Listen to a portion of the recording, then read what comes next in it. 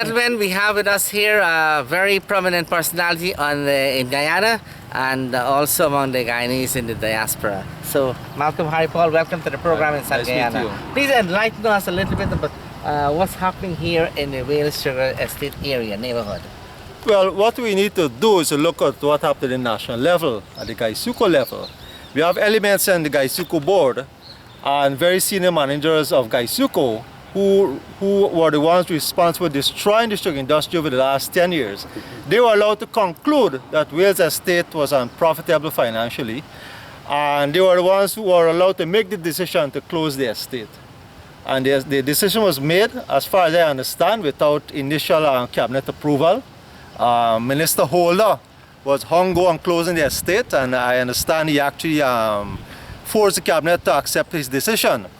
Now, when people make those decisions, it raises suspicion in me. I've been around a long time. It tells me that something is amiss. There's some other reason for them to be in such a haste to close this estate and to sell the estate out. Maybe they have some other people who want to buy their estate. Yes. Some of their friends or family. I'm pretty sure of it. We'll see in the months to come that they're probably selling this estate to a party financier or the friends or family of somebody. But in all that has transpired over the years, over the past couple of months with all the protests and so on, most recently the president of Guyana, President Granger, said publicly that the land should be given to the workers and workers should form small co-ops. So I think that is the best idea for the land. At least 30 acres should be given to the workers. The workers should be given $5 million each as a grant to help develop this land to plant alternative crops such as papaya, mango, pomegranate, soursop, and these products must be exported. This is for the export market, not for the Guyana market. And in this way, the workers themselves will become financially prosperous, and the cane farmers who supplies the estate will remain in business. They move from cane to other types of farming. And in any event, Gaisuco still has to maintain the land because Gaisuco is responsible for the West Demerara Conservancy. Gaisuco is responsible for all the drainage and irrigation canals there. If those facilities are abandoned, the entire place will revert back to swampland. Okay, Malcolm, is there anything else you want to add to that? Why isn't the estate functioning? Well, right now it's they start the crop. I think they might be doing some maintenance work because it's better to have the cane farmers produce out there in the hot sun. It's losing the content and it's going to weigh less. They'll have less sugar content. They get less price of the cane. Okay, thank you very much. With us we have another person who has been writing prolifically on sugar. Mr. Sasenarine Singh, sir.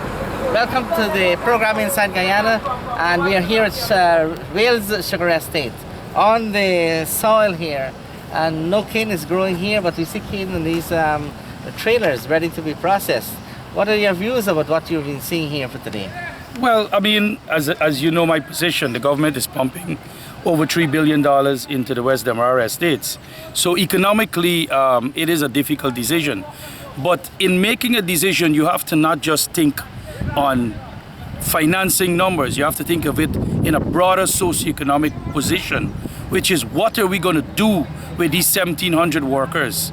Now, whoever came up with the idea that they're going to lift canes from Wales sub-district to Iflot is totally and absolutely crazy because it is not feasible. It is a loss maker from day one. And clearly I am disappointed. This decision was made 2 months ago that they're going to shutter this industry at the end of the year. But yet to date, we've spoken to workers and nobody has come to this estate from the Ministry of Agriculture or the Board of Gaisuco or the senior management of Gaisuco and spoken to these people about what are the plans for these 1,700 workers. And that for me is wrong. It's like putting the cart before the horse. You close the industry without setting up the framework on how you're going to go about closing it. So they just made a decision like Wild West. So they need to do some more communication with the workers. Mr. Sasenarine Singh, you sound like the opposition leader here. No, I'm not. I'm not opposed to the closing of whales. I'm opposed to how they're communicating with the workers. The workers need to know what is their future come 2017. You're not just going to shut the estate and say, well, go home. And I agree with Malcolm. What are some of the recommendations you personally would make? Well, I agree with Malcolm immediately's point, which is the asset for Wales Estate is the land. And the human beings, they are a huge asset. And we got to be able to marry these assets to be able to create economic wealth for the community. If this estate is shuttered the way I see the Ministry of Agriculture is shuttering it and the board of Gaisuku, then this will become a ghost community, this entire West Bank.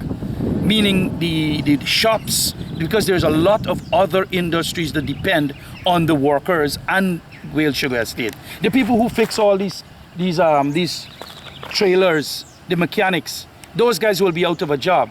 The people who have to do things for the workers, the shopkeepers, even the rum shops will be at a loss. They'll run at a loss. So it will be a big challenge. This is a socio-economic nightmare if it is not managed, with the workers being at the front of the decisions. So you think if the government decides to...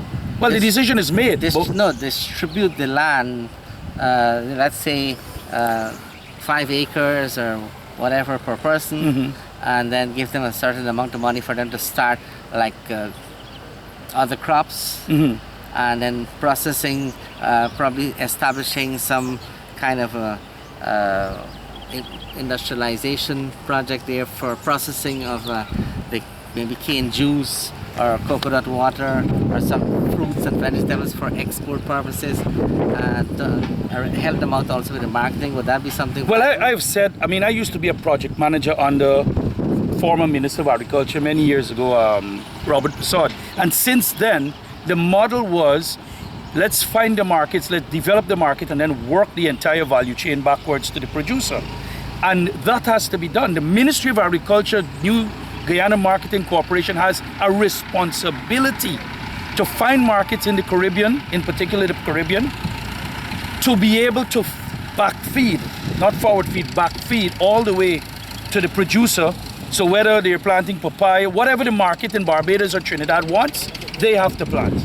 And they have to be trained at pre-harvest management, post-harvest management, everything, the full value chain, all the way to the end, and with government intervention, not necessarily finance, but technical support to take them through the entire process all the way until these products hit the real market, the supermarkets of Trinidad and the supermarkets of Barbados. Pineapples, all these things we can plant here. But the farmers doesn't have the capacity to do it on his own. The government has to come in. And I will be very concerned if this is a private deal where an individual is going to come and take all these lands away from these workers who've spent tons and tons of their lives building this industry. The first people who have to get access to this land is the 1,700 workers. That is non-negotiable. Okay, Mr. Sasenarine, thank you very much. It's nice having you in the program, and let us continue our journey on the West Bank of the Thank you, brother. and see some more of the actual events taking place here. Thank you, brother. Thank you.